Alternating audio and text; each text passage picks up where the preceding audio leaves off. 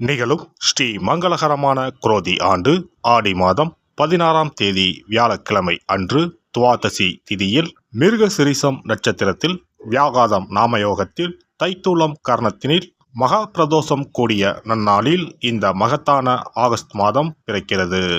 இம்மாத கிரகநிலை என பார்த்தால் ரிஷபராசியில் குரு பகவானும் செவ்வாய் பகவானும், கடகராசியில் சூரிய பகவானும் புதன் பகவானும், சிம்ம ராசியில் சுக்கிர பகவானும், கன்னிராசியில் கேது பகவானும் உள்ளனர். கும்பராசியில் சனி பகவான் வக்ர நிலையில் உள்ளார். மீனராசியில் ராகு பகவான் சஞ்சாரம் செய்கின்றார். இம்மாத கிரக பெயர்ச்சி என எடுத்துக்கொண்டால் ஆகஸ்ட் மாதம் 1ஆம் தேதியே சுக்கிர பகவானின் பெயர்ச்சி சிம்மத்தில் நடைபெறுகிறது. ஆகஸ்ட் 17ஆம் தேதி சூரிய பகவான் சிம்ம ராசிக்கு பெயர்ச்சியாகின்றார். ஆகஸ்ட் மாதம் 26ஆம் தேதி செவ்வாய் பகவான் மிதுன ராசிக்கு பெயர்ச்சியாகின்றார். ஆகஸ்ட் மாதம் 26ஆம் தேதி சுக்கிர பகவான் கன்னி ராசிக்கு பெயர்ச்சியாகின்றார். இம்மாதம் 31ஆம் தேதி புதன் பகவான் சிம்மத்திற்கு பெயர்ச்சியாகின்றார். இந்த கிரகங்களின் சஞ்சாரம் மற்றும் இடப்பெயர்ச்சியால் உங்கள் ராசிக்கு இம்மாதம் என்னென்ன பலன்கள் கிடைக்கப் போகின்றது என்பதனையும், அசுப பலன்கள் ஏற்படுமாயின் ராசிக்காரர்கள் செய்ய வேண்டிய பரிகாரம் என்ன, வழிபட வேண்டிய தெய்வம் யார் என்பதனையும் காண்போம். உங்கள் வாழ்வில் வளமும் நலமும் செல்வ செழிப்பும் பெற்று வாழ்வில் உயரிய நிலையை அடைய எல்லாம் வல்ல எம்பெருமானை வேண்டி விரும்பி கேட்டுக்கொள்கிறேன். துலாம் ராசி அன்பர்களே, இந்த மாதம் மனம் மகிழும் சம்பவங்கள் நடைபெறும். உடல் ஆரோக்கியத்தை தரும். வீண் கவலைகள் நீங்கும்.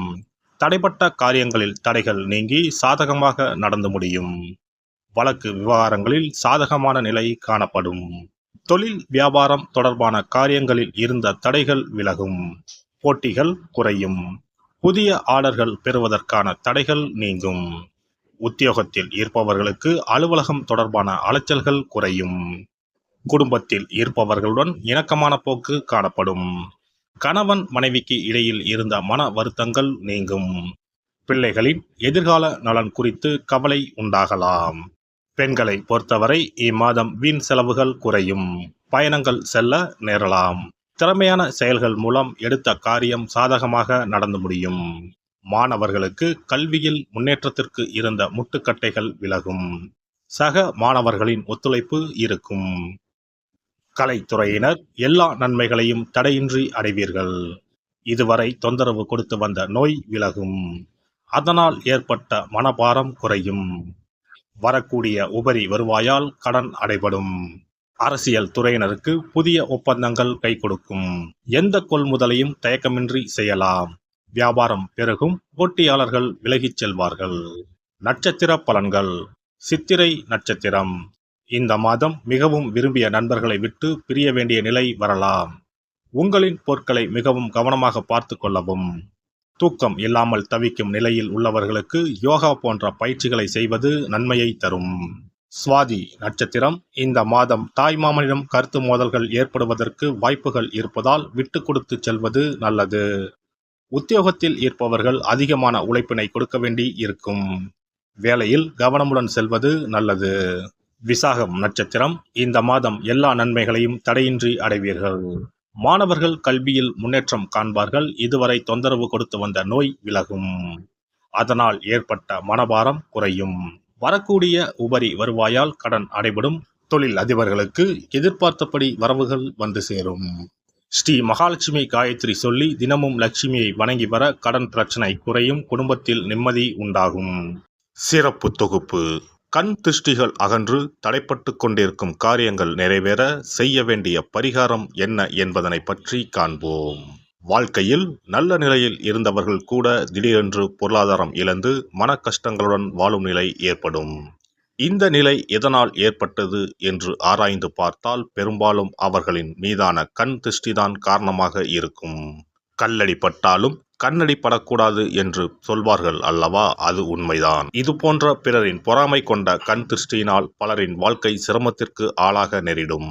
இது போன்ற கண் திருஷ்டிகளிலிருந்து எப்படி தப்பிப்பது? இருக்கவே இருக்கிறது எளிதாக கிடைக்கும் ஊமத்தஞ்செடி. தெய்வ சக்தி நிறைந்த செடியாக கருதப்படும் ஊமத்தஞ்செடியின் காய், பூ, இலைகள் என அனைத்தும் தீய சக்திகள் விரட்ட பரிகாரத்துக்கு பயன்படுகிறது. பொதுவாக ஊமத்தம் காய்க்கு கெடுதலை அகற்றக்கூடிய சக்தி உண்டு. நம் வீட்டில் உள்ள எதிர்மறை சக்தியை அகற்றுவதற்கு ஊமத்தங்காய் தீபம் சிறந்த பரிகாரமாகிறது. தெய்வீக மகத்துவம் நிறைந்த ஊமத்தங்காய் மற்றும் பூவையும் எடுத்துக்கொள்ளுங்கள். வீட்டுக்கு அருகில் இல்லை என்றால் நாட்டு மருந்து கடைகளில் கிடைக்கும். இந்த 2 பொருட்களையும் மஞ்சள் தண்ணீரை கொண்டு நன்றாக கழுவி விடுங்கள். சிறிது நேரம் அவற்றிலுள்ள ஈரம் போக ஆறவிட்டு பிறகு அவற்றை ஒரு மஞ்சள் துணியில் குலதெய்வத்தை வேண்டி ₹1 நாணயத்தோடு சேர்த்து முடிந்து வீட்டின் நிலைப்படியில் கட்டி தொங்கவிடுங்கள். இந்த முடிச்சை வெள்ளிக்கிழமை அல்லது ஞாயிற்றுக்கிழமைகளில் தயார் செய்து வாசல் படியில் கட்டுவது சிறப்பு. தினமும் வீட்டில் தீபம் ஏற்றி காண்பிக்கும் போது இந்த முடிச்சுக்கும் காண்பிக்கவும். இதேபோல் ஊமத்தம் இலைகள் கிடைத்தால் அந்த இலைகளை சுத்தமான மஞ்சள் தண்ணீரில் கழுவிவிட்டு அவற்றை கொண்டு வீட்டில் இருக்கும் விநாயகருக்கு திங்கள் கிழமைகளில் தொடர்ந்து அர்ச்சனை செய்து வர வேண்டும். ஊமத்தம் பூவையும் விநாயகருக்கு சூட்டலாம். 3 வாரங்கள் தொடர்ந்து திங்கள் கிழமைகளில் விநாயகருக்கு ஊமத்தை இலையால் அர்ச்சனை செய்து ஊமத்தம் பூவை சூட்டி வழிபட்டால் வீட்டில் உள்ள கெட்ட சக்தி நடமாட்டம் மற்றும் கண் திருஷ்டிகள் தீரும். ஊமத்தம் செடியும் சிவபெருமானுக்கு உகந்த இலை ஆகும். இந்த ஊமத்தங்காய் வைத்து சிவபெருமானுக்கு தீபம் ஏற்றி வழிபடுவதன் மூலம் நமது பிரச்சனைகளில் இருந்து எளிதாக விடுபட முடியும். முதலில் 2 ஊமத்தங்காய்களை எடுத்துக்கொள்ள வேண்டும். அவற்றின் மீது முட்கள் இருப்பதால் மிகவும் கவனமாக கையாள வேண்டும். ஊமத்தங்காயின் காம்பு பகுதிகளை வெட்டி கொண்டு கத்தியை பயன்படுத்தி ஊமத்தங்காயின் உள்ளே இருக்கும் விதை பகுதியை முழுவதுமாக நீக்கிவிட வேண்டும். பின்னர் 2 அகல் விளக்குகள் மற்றும் விளக்கு வைப்பதற்கான 2 தட்டுகளை எடுத்து சுத்தம் செய்து அவற்றிற்கு மஞ்சள் குங்குமம் போட்டு வைத்துக் கொள்ள வேண்டும். பின்னர் 2 தட்டின் மீதும் ஒவ்வொரு அகல் விளக்கை வைத்துக் கொள்ள வேண்டும்.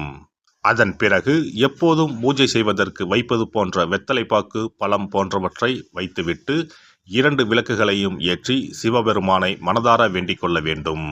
எனக்கு இருக்கும் பிரச்சனைகள் அனைத்தும் தீர்ந்து இன்பமான வாழ்க்கை கிடைக்க வேண்டும் என வேண்டிக் கொள்ள வேண்டும்.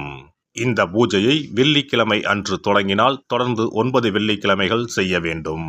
ஊமத்தங்காயின் மீது எவ்வாறு முட்கள் இருக்கிறதோ அதுபோல நமது வாழ்க்கையில் இருக்கும் முட்கள் போன்ற பிரச்சனைகளை அவை தீர்த்து வைக்கின்றன. இந்த பூஜையை நாம் தொடர்ந்து செய்து வருவதால் நம் மீது இருக்கும் கண் திருஷ்டிகள் அகன்றுவிடும். தீராத துயரங்கள் தீர்ந்துவிடும். பணம் நகை நம்மிடம் பெருகி வரும். சிலருக்கு கையில் சுத்தமாக பணம் இருக்காது. வறுமை தாண்டவமாடும். கடன் தொல்லையால் கஷ்டப்படுவார்கள். பண பிரச்சனையில் சிக்கி கொண்டிருப்பவர்கள் இந்த தீபத்தை ஏற்றினால் 3 வாரங்களில் நல்ல பலனை பெற முடியும். தொழிலில் நல்ல முன்னேற்றம் இருக்கும். கடன் பிரச்சனைகள் தீரும். உறவினர்களிடையே பகைமை இருந்தால் அவையும் மறைந்துவிடும். நோய்வாய் உள்ளவர்கள் இந்த தீபத்தை ஏற்றுவதன் மூலம் நல்ல பலனை பெற முடியும். பொதுவாகவே எந்த பரிகாரம் என்றாலும் அதை முழு நம்பிக்கையுடன் செய்தால் மட்டுமே முழு பலன் கிடைக்கும் என்பதை நினைவில் கொள்ளுங்கள். எல்லாம் வல்ல இறையருளால் நீங்களும் உங்கள் அன்பு குடும்பமும் உடல் நலம், நீலாயுள், நிறை செல்வம், உயர் புகழ், மெய்ஞானம் ஓங்கி வாழ்க வளமுடன். இந்த வீடியோ பதிவு உங்களுக்கு பிடித்திருந்தால் லைக் பண்ணுங்க, கமெண்ட் பண்ணுங்க, ஷேர் பண்ணுங்க, மறக்காம சப்ஸ்கிரைப் பண்ணுங்க, பக்கத்துல இருக்கிற பெல் பட்டனை கிளிக் பண்ணுங்க. நன்றி, வணக்கம். ஓம் நமச்சிவாய. சிவாய நம.